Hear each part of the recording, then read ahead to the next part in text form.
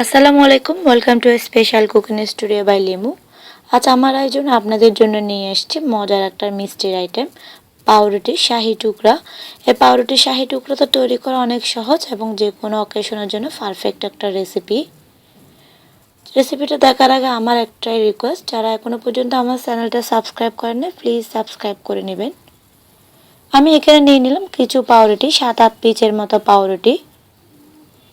এরপর আমি অন্য উপকরণগুলো একটু দেখায় নিচ্ছি।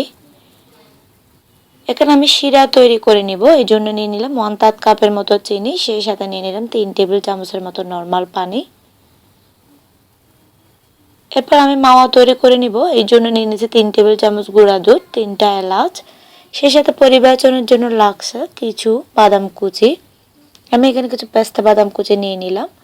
সেই সাথে ফ্লেভারের জন্য আমি এখানে ব্যবহার করব 1/2 চা চামচ কেওড়া জল। এক্ষেত্রে আপনারা এলাচ গুঁড়ো ব্যবহার করতে পারেন। এরপর আমি নিয়ে নিলাম 1 কাপ আর 1/2 কাপের মতো দুধ, সেই সাথে আছে 1/3 কাপের মতো কনডেন্স মিল্ক। এই কনডেন্স মিল্ক, দুধ আর গুঁড়া দুধ দিয়ে আমি মাওয়াটা তৈরি করে নিব।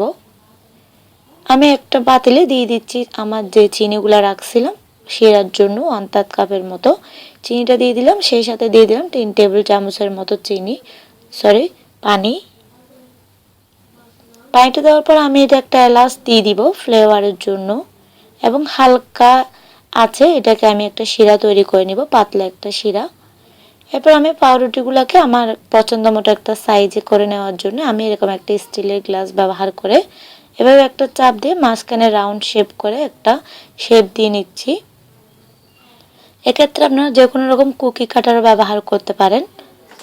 আপনারা চাইলে এটাকে 3 কোণা করেও কাটতে পারেন, কোণাকুনি করেও, সেই সাথে স্কোয়ার শেপ করেও কাটতে পারেন। আমার এভাবে রাউন্ড শেপটা পছন্দ, এই জন্য আমি সবগুলো রাউন্ড শেপ করে কেটে নিচ্ছি। এদিকে আমার শিরাটাও রেডি, শিরাটা আমি ঠান্ডা করার জন্য একপাশে রেখে দিচ্ছি। একটা চুলায় দিয়ে দিলাম ফ্যান, সেই সাথে দিয়ে দিলাম অল্প কিছু তেল। এই তেলে আমি পাউরুটিগুলোকে হালকা ব্রাউন কালার করে ভেজে নিব। যখন একটা কালার চলে আসবে, এরকম একটা কালার চলে আসার পরে এতে আমি পাউরুটিগুলো ভেজে তুলে নিব। আমার সবগুলো পাউরুটি প্রায় ভাজা হয়ে গেছে। এক্ষেত্রে আপনারা চাইলে হালকা তেল দিয়ে হালকা ভাজা করেও নিতে পারেন। এরপর আমি যে শিরাটা রাখছিলাম এই শিরাটাতে পাউরুটির একটা টুকরা এভাবে সাথে সাথে ভিজাই নিয়ে নিচ্ছি। সবগুলো পাউরুটি আমি এভাবে ভিজাই একে একে একটু সাজাই নিচ্ছি। পাউরুটিগুলো আমি সাজাই নিচ্ছি একে একে। এরপর আমি যে মাওয়াটা করে রাখছিলাম এই মাওয়াটা দিয়ে দিচ্ছি উপর থেকে।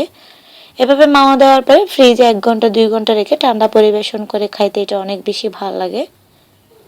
রেসিপিটা অবশ্যই ট্রাই করবেন। যারা এখনো পর্যন্ত আমার চ্যানেলটা সাবস্ক্রাইব করেন না প্লিজ সাবস্ক্রাইব করার আবারও অনুরোধ করছি। সেই সাথে রেসিপিটা ভালো লাগলে অবশ্যই একটা লাইক করতে ভুলবেন না।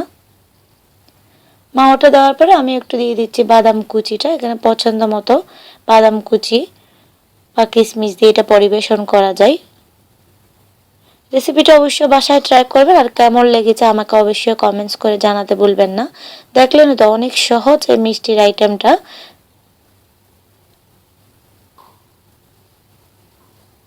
সবাই ভালো থাকবেন, ভালো খাবেন। আজকের মতো এখানেই বিদায় নিচ্ছি। আমার আর আমার ফ্যামিলির জন্য দোয়া করবেন। আল্লাহ হাফেজ।